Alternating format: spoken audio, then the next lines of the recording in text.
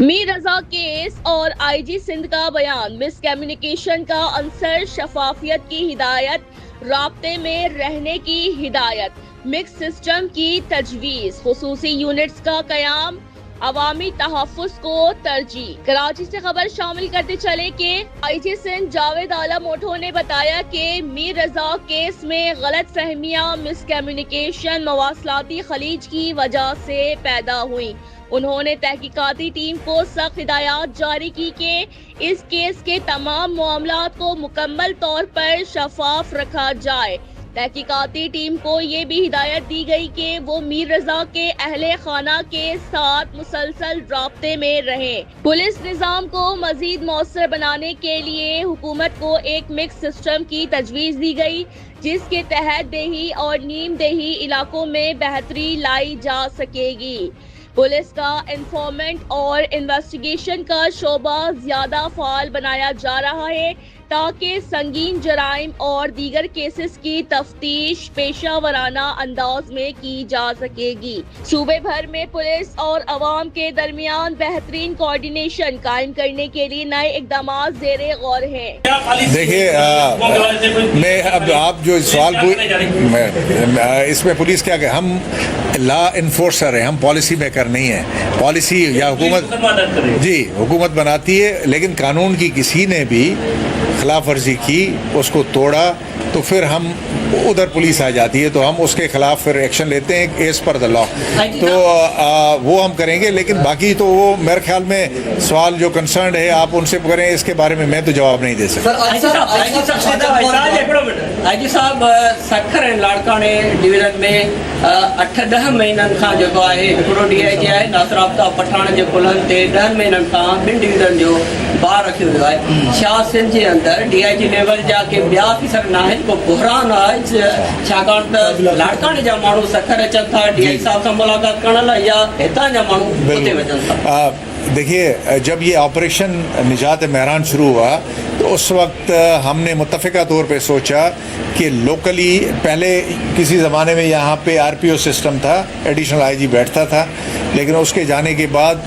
بہتر کوارڈینیشن، کیونکہ جو ڈاکو تھے ان کا علاقہ ایک ہی تھا، دریا اگر سوکھا ہوا ہے یا پانی کم ہے تو پھر یہ غیر معنی ہو جاتا ہے کہ کشمور کہاں ختم ہوتا ہے، گھوڑگی کہاں۔ تو ہم نے ایک ہی DIG گورنمنٹ کو ریکمینڈ کیا کہ جی ایک بہتر طریقے سے اس کی کر سکتا ہے، لیکن آپ کی بات صحیح ہے، باقی کام بھی ہیں اور اس سے عوام متاثر ہوتی ہے، ان کو تکلیف پہنچتی ہے، تو اس کے لیے یہ انڈر کنسیڈریشن ہے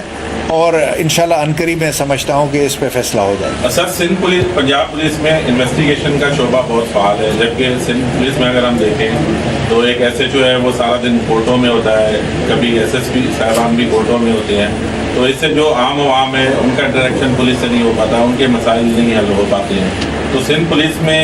کیوں نہیں انویسٹیگیشن کا الگ سے شعبہ فعال ہوتا کہ جو کیسز ہیں اس کی انویسٹیگیشن کرنی ہے وہ